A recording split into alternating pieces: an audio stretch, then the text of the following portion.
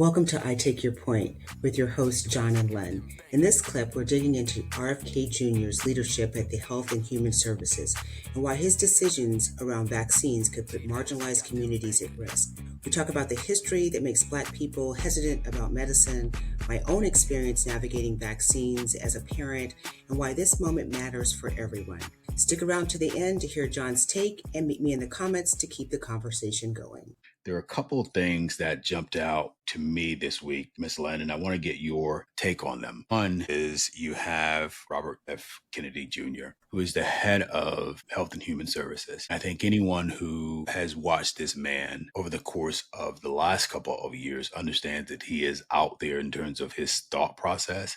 He's out there in terms of some of the things that he believes with respect to medicine and vaccines. So we're not surprised that as he has taken over Health and Human Services, we're seeing a lot of vitriol geared toward vaccines. We're seeing an exodus of individuals who are subject matter experts leaving HHS, or we're seeing individuals who are being fired. As we look at what it is that this administration is doing, the thing that jumps out to me is the hidden risk of RFK Jr.'s plan and what that could do with respect to not only safety in terms of medicine, but more importantly, how it impacts the culture. The first thing that jumped out was there's this advisory group called the Advisory Committee on Immunization Practices, or ACIP. This was established roughly about 60 years ago. And what that is health experts across the United States who provide information and evidence on vaccines and their safety, effectiveness, and cost.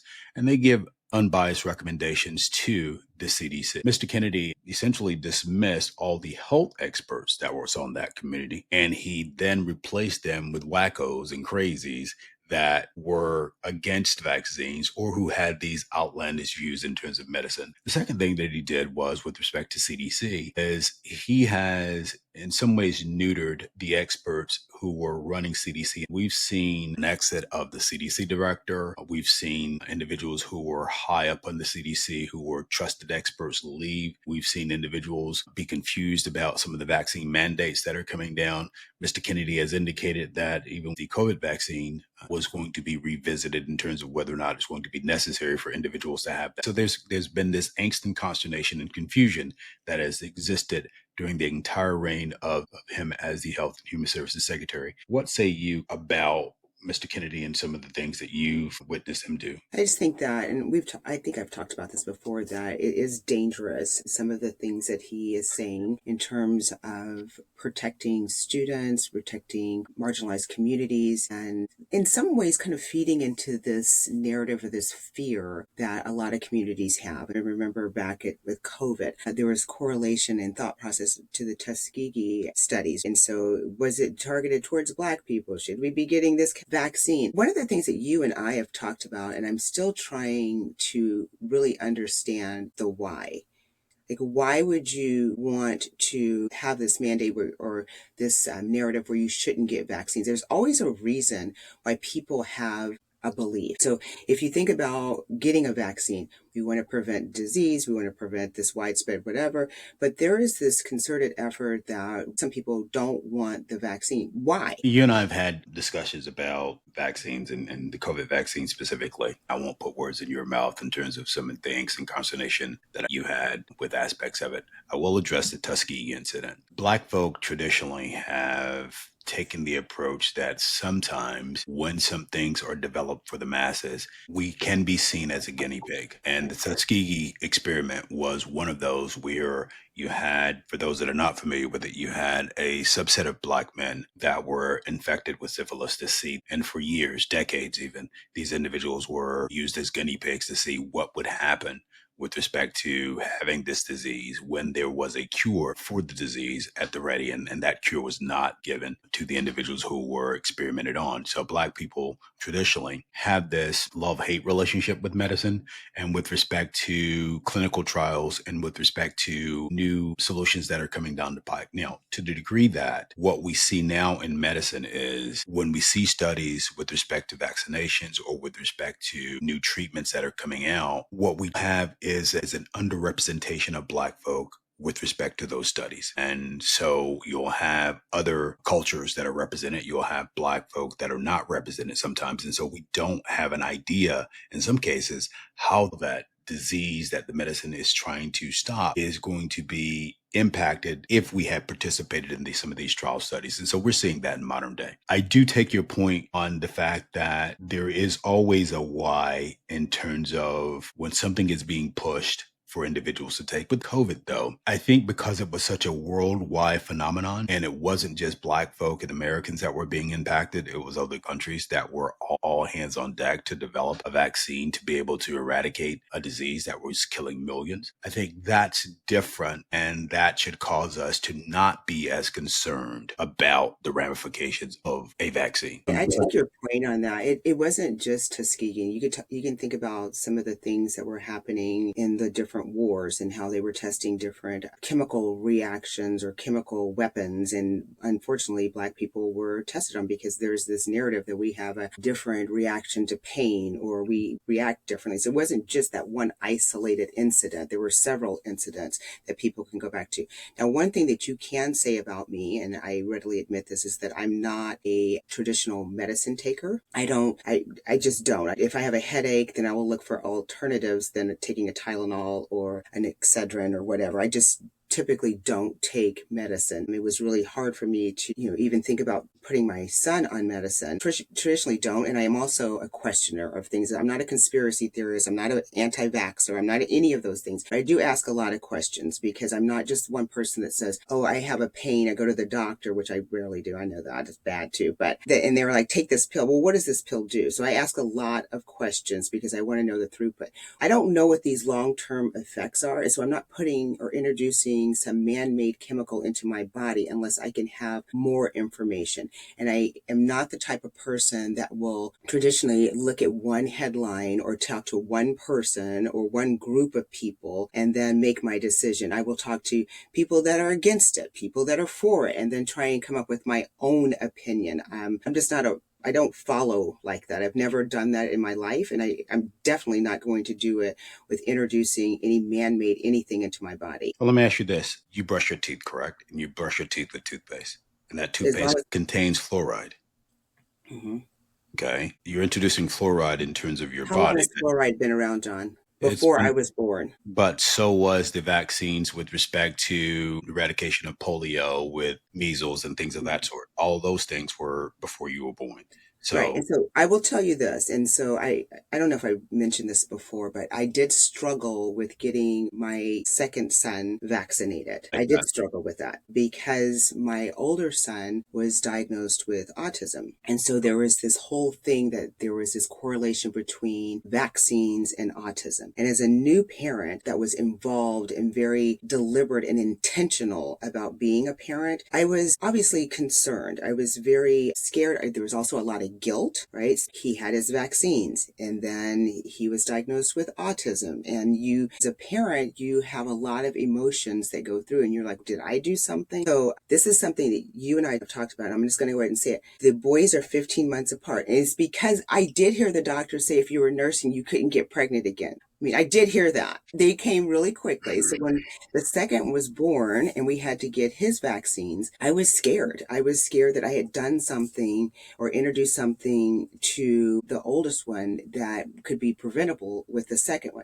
So there's a lot of societal pressure, a lot of emotional manipulation. I did have an amazing, wonderful pediatrician. And he was like, first he was like, okay, there's no correlation. There's nothing there, but he knows who I am. And so he's the type of person that gave me his personal number. And so if I came across an article and I'm like, well, I saw this, let me read it and I'll get back to you. He was a wonderful pediatrician. What we did come up with is so that he could address my concerns and also get my son vaccinated is we staggered the vaccines. And the second one doesn't have the same journey as the first one, but Still, you try and understand the why when you get a diagnosis that's unexpected, and when you're hearing out in the media and in society that there's a correlation between vaccines and potential autism, you're like, oh my god, that's it.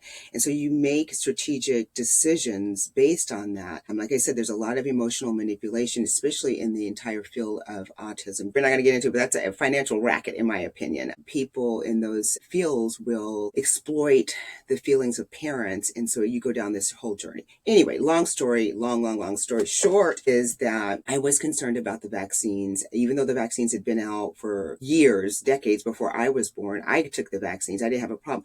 But when you become a parent and you introduce a different element, you have different concerns. And so I understand people that are hesitant and reluctant to do it, because you are looking for answers. You want to know why. And well, and I'm saying me, not you, but me, have that internal guilt. Like, what did I do when I knew I was so intentional before I had a baby? Yeah, thanks for sharing that. And your journey in terms of autism. And we want to be clear, there's no correlation between vaccines and autism. That was something that came out a couple decades ago, and a And he's, rumor. yes, and he's 20. And so it was during that time, as my pediatrician said, please get off the internet immediately. Stop Googling stuff, that I wanted to know everything. And so, yes, it was during that time. There hasn't been any proven correlation. But again, as a parent, you want to have the best for your child and the best intentions. And if there's something that you can do that's preventable, you explore that. I do believe, like I said, the second one got the vaccines. We staggered them, different journey altogether. You just never know. Again, I take your point and appreciate you sharing that. You think about the vaccinations that are going on and why vaccines exist and the impact, the Tuskegee experiment and other things that Black folk traditionally have been used as guinea pigs. Even the field of gynecology was started because there was experimentation on Black women and the fertility of Black women. That entire field was based on Black folk being used as guinea pigs. The part that bothers me most with the RFK Jr. thing is, and you and I talked about this, and we've always advocated for this, and you said, instead of us being on the front line, and Chad and Abby, we both know that with respect to vaccines, folk and poor brown folk are going to be the ones that are going to be most impacted, because we're going to be the ones that are going to have to deal with the inequality of healthcare costs and inequality of healthcare providers, should it be determined that these vaccines are actually lifesavers, as they are, and they are essential for individuals to lead a healthy life. So my concern is that when you start throwing all this stuff out there, individuals who have money, individuals who have the means, are always going to have health care and always going to have healthcare services provided to them. It's going to be folks who are in these lower incomes or in these communities of color that are disproportionately impacted by this. And that's why what this individual is doing is so dangerous, in my opinion, because he is playing with people's lives and making decisions that are going to impact not only what it is that white suburban kids are doing, but more importantly, for Black or non-poor and Black and brown kids are impacted with day in and day out. And we're seeing it in the state of Florida, where they've now decided that they're going to be trying to do away with all vaccines for kids entering the school system. And I'm like, if you're a parent of a young child in the state of Florida, you may want to think about whether or not this is a state that you want to raise your kids in, because you have kids who are not getting any vaccines going to public education. And, these guys are like a petri dish of just all kinds of stuff, diseases that they can obviously unleash. And so you have so much that's tied into the decisions about these individuals, adults who should know better. And maybe I wouldn't have a big of an issue with it if RFK Jr. was a scientist and or a doctor, but he is none of those things. He's a quacko who's a sicko who's been placed in a position that's impacting the lives of folk. And for that, it's unforgivable. I don't wish ill on anyone, but this is an individual who is incompetent beyond all incompetence. And the person who put him there is just as incompetent for putting him there, which brings me to the point. RFK Jr.'s campaign against vaccines. We've seen stuff like this happen before. This has real world consequences. We're seeing the return of preventable diseases like measles. We're seeing an erosion and crisis of confidence with people. Folks just don't know where and how it is that they're going to be getting verifiable, reliable information. And then we have to think about the public of fear, the fear that him twisting the language of science and promoting dangerous misinformation is having on us. The erosion of trust in medicine isn't a partisan issue. It's a public health emergency. When we can no longer agree on basic scientific truths, we lose our ability to protect ourselves, our children, and the most valuable and vulnerable of our neighbors. The ultimate goal is to replace evidence-based science and evidence-based medicine with ideology. It's a future where scientific consensus is ignored, where verifiable data is dismissed as a conspiracy, and where preventable suffering makes a tragic comeback. Folks, the stakes are simply too high to stay silent. Please engage with not only those that are in your sphere of influence, but make your voices heard, because together we can stop this from happening. It's one of the most important things that we can do, fight against the spread of misinformation and reaffirm our trust in science that keeps us all safe. As always, take some time this week to do something nice for yourself. And while you're at it, make some time to do something nice for someone else. Until next time, we'll talk to you. Thanks for tuning in to another lively conversation on I Take Your Point. This podcast is a production of the SME LLC Media Group. All rights reserved. If you are enjoying the show, hit the subscribe button in the top right corner. And don't forget to like, share, comment, and check out past episodes. Until next time, take care and be well.